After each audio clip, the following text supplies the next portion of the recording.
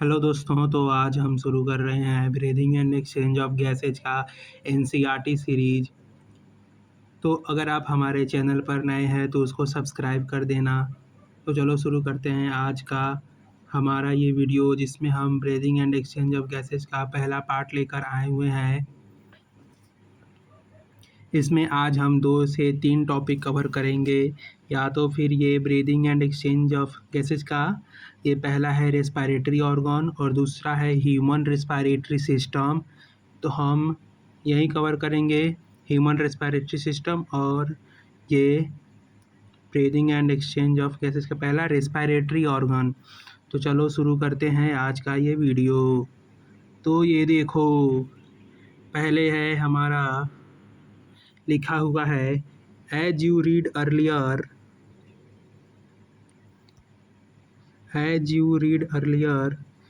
oxygen is utilized by the organism to indirectly break down simple molecules like glucose, amino acids, fatty acids, etc.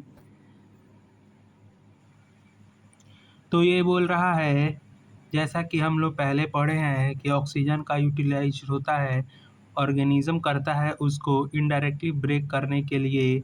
क्या break करने के लिए? तो simple molecule like glucose, amino acid, fatty acids. तो oxygen ही क्यों use करता है? क्या ऑक्सीजन के अलावा और भी हमारे गैसेज होते हैं, उसको क्यों नहीं यूज करता है? तो इसका आंसर तुम लोग कमेंट बॉक्स में लिखना और फिर हम अगले वीडियो में भी इसको डिस्कस करेंगे, क्योंकि बहुत ही बढ़िया आंसर है, रेस्पिरेशन चैप्टर में उसको पढ़ना है। तो चलो आगे पढ़ते हैं। To derive energy to perform various activities. Energy derive करने के लिए क्यों हम लोग तोड़ते हैं ग्लूकोज, एमिनो एसिड को? क्योंकि हमें एनर्जी चाहिए। क्यों एनर्जी चाहिए? क्योंकि बहुत सारा क्रियाकलाप करना रहता है हमारे जीवन में। तो आगे है carbon dioxide which is harmful is also release during the above catabolic reaction.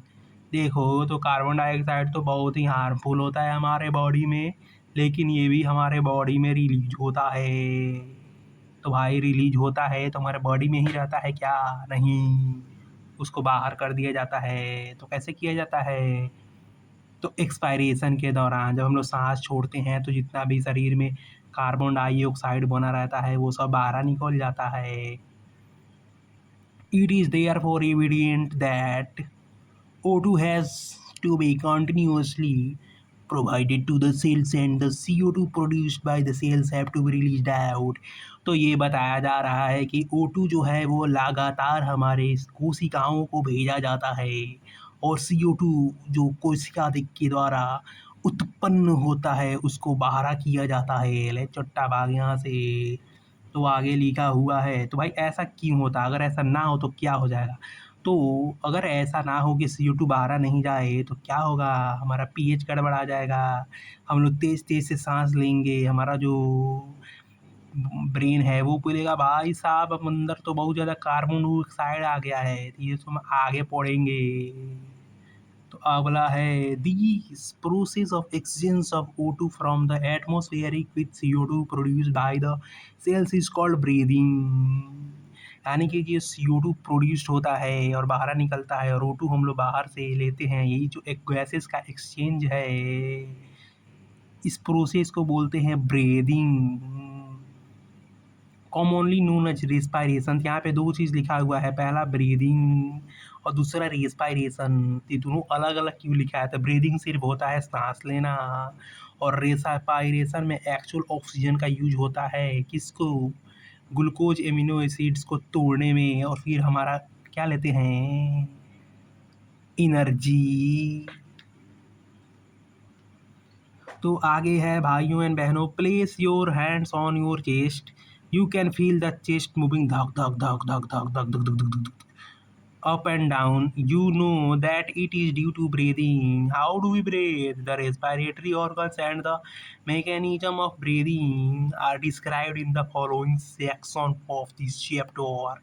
तो जो भी ये लिखा हुआ है वो हमारे इस चैप्टर में है। तो चलो हम आगे पढ़ते हैं।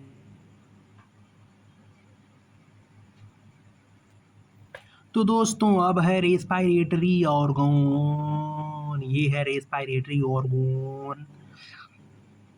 तो इसमें लिखा हुआ है mechanism of breathing very among different groups of animals depending mainly on their habitats and level of organization।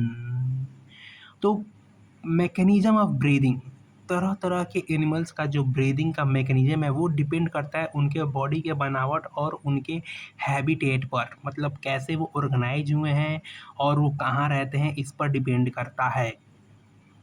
तो जो लोअर इन्वर्टेब्रेट्स हैं लाइक स्पॉन्जेस, सोलिंट्रेट, फ्लैटवर्म, ये कैसे ऑक्सीजन का एक्सचेंज करते हैं, ऑक्सीजन का वो CO2 के साथ कैसे एक्सचेंज करेंगे, तो सिंपल डिफ्यूज़न के साथ। तो कैसे करेंगे ये, सिंपल डिफ्यूज़न के साथ O2 लेंगे और CO2 छोड़ देंगे, point. Simple diffusion over their entire body surface, कैसे, तो उनके पूरे बॉडी सरफेस से वो CO2 छोड़ेंगे और O2 लेंगे। दूसरा है अपना earthworm. Earthworm use their most cuticle and insect have a network of tubes. तो जो हमारा अर्थवर्म है उसके पास होता है मोस्ट क्यूटिकल स्किन। ये जो है ना मोस्ट क्यूटिकल स्किन, क्यों उसके पास मोस्ट क्यूटिकल स्किन होता है, क्योंकि उसके पास लंग्स नहीं होता है। उस जितना भी एयर का एक्सचेंज करना होगा वो सिर्फ करेगा अपना मोस्ट क्यूटिकल स्किन के साथ। ऐसा ही उसका लेवल ऑफ ऑर्गेनाइजेशन है, इवोल्यूशन है उसके साथ ऐसा ही हुआ है इसीलिए। तो दूसरा है हमारा इंसेक्ट्स। इंसेक्ट्स के पास क्या होता है, नेटवर्क ऑफ ट्यूब्स।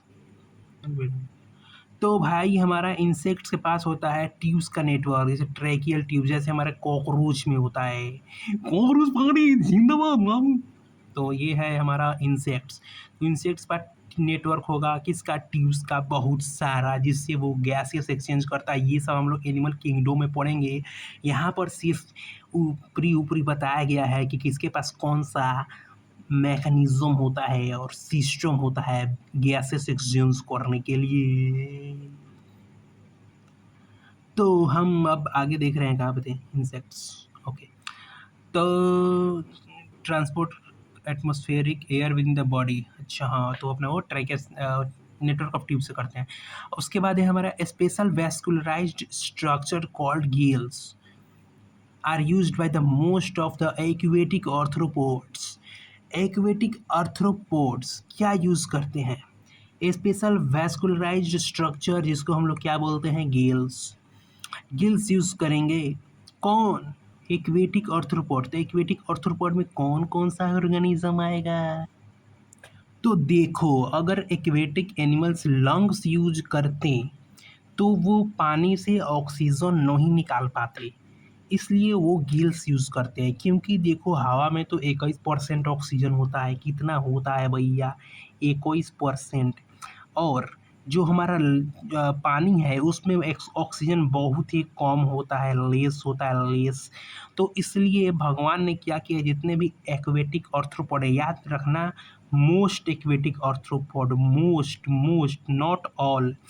देखिए यहाँ पे लिखा भी हुआ है मोस्ट एक्वेटिक आर्थ्रोपोड, देखो लिखा हुआ है यहाँ पे most of the aquatic arthropods, यानी कि जैसे हमारा हो जाएगा क्रैब, क्या क्या आ जाएगा मोस्ट एक्वेटिक आर्थ्रोपोड में, एक मिनट, तो मोस्ट एक्वेटिक आर्थ्रोपोड में आएगा हमारा पहला क्रैब, क्रैब यानी कि केकड़ा।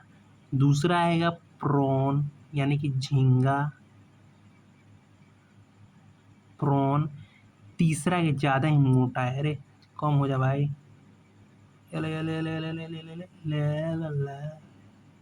प्रॉन। चौथा आ जाएगा अपना श्रिम्प, लॉबस्टर और क्लेफिश भी आते, क्रेफिश भी आते हैं। तो ठीक है, देखो हमारा क्या है aquatic arthropod, most of the aquatic arthropod क्या यूज करते हैं, गिल्स। गिल्स यूज करेंगे तो क्या करेंगे, जैसे ही गिल्स के ऊपर से पानी आएगा ना तो क्या करेगा गिल्स, उसको उसमें से ऑक्सीजन एक्सट्रैक्ट कर लेगा।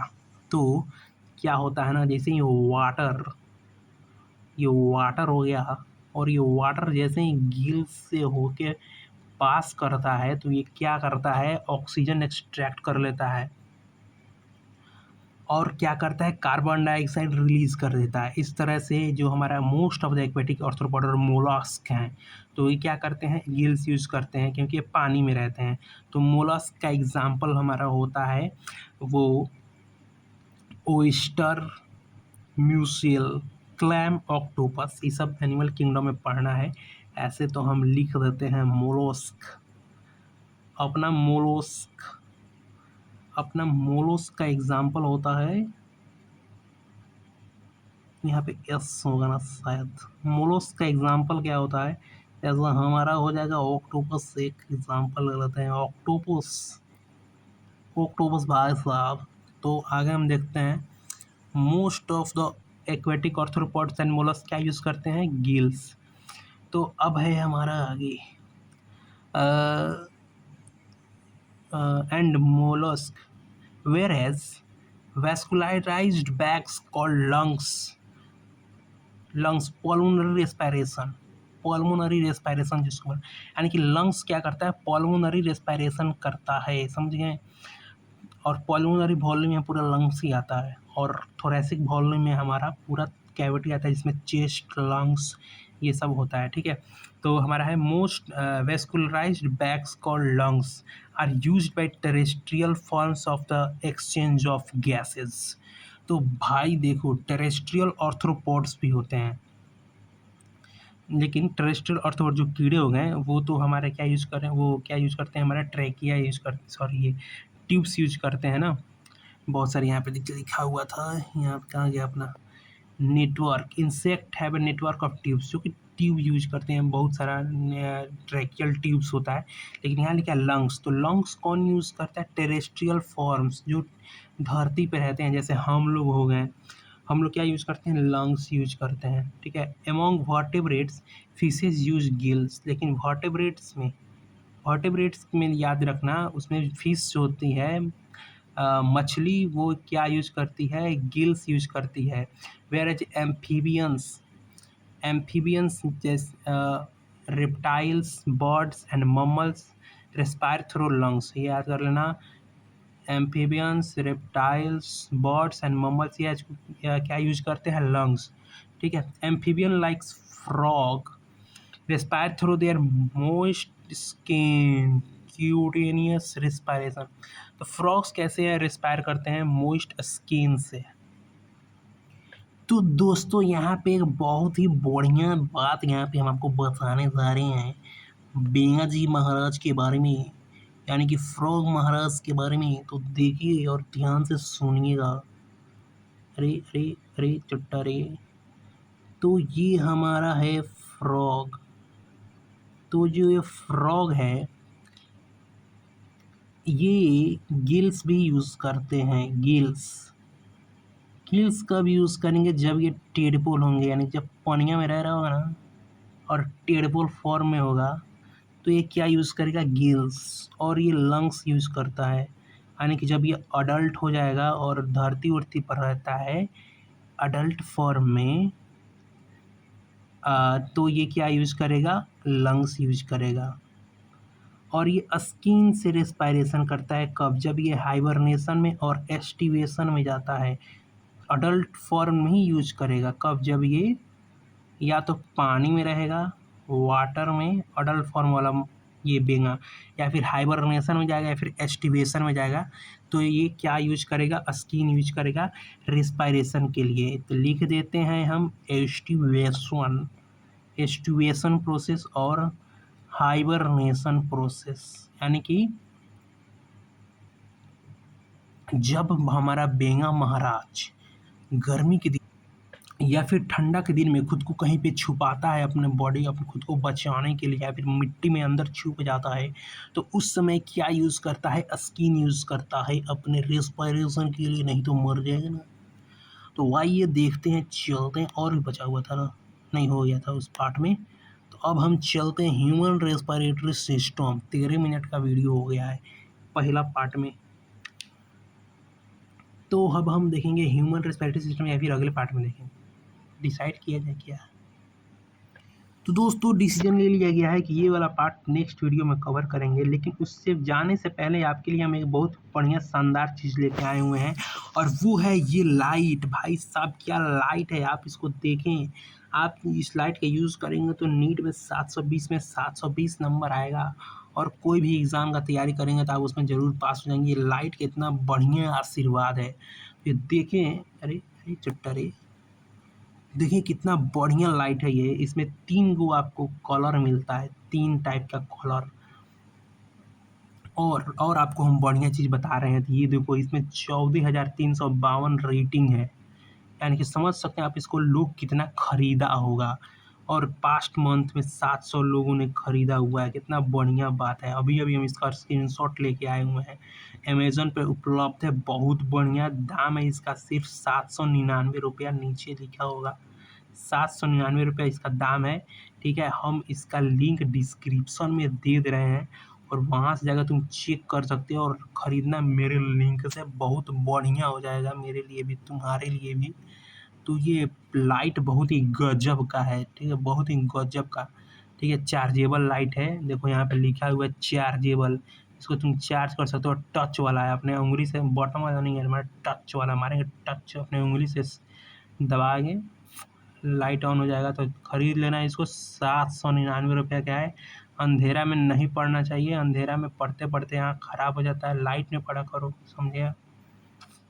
इसीलिए यही लाइट खरीद के पढ़ना है। चलो जाओ खरीदो। तो दोस्तों बाय बाय, मिलते हैं नेक्स्ट वीडियो में। अगला पार्ट हमारा कवर होगा ह्यूमन रेस्पिरेटरी सिस्टम, और कोशिश करेंगे एक और पार्ट उसमें उड़ा ख़त्म कर देने का, आगे वाला मैकेनिज़्म। तो मैकेनिज़्म भी उसी में उड़ा ख़त्म कर दिया जाएगा। ठीक है, तो बाय बाय। अगर तुम हमारे चैनल पर नए हो तो उसको सब्सक्राइब ज़रूर कर देना। बाय,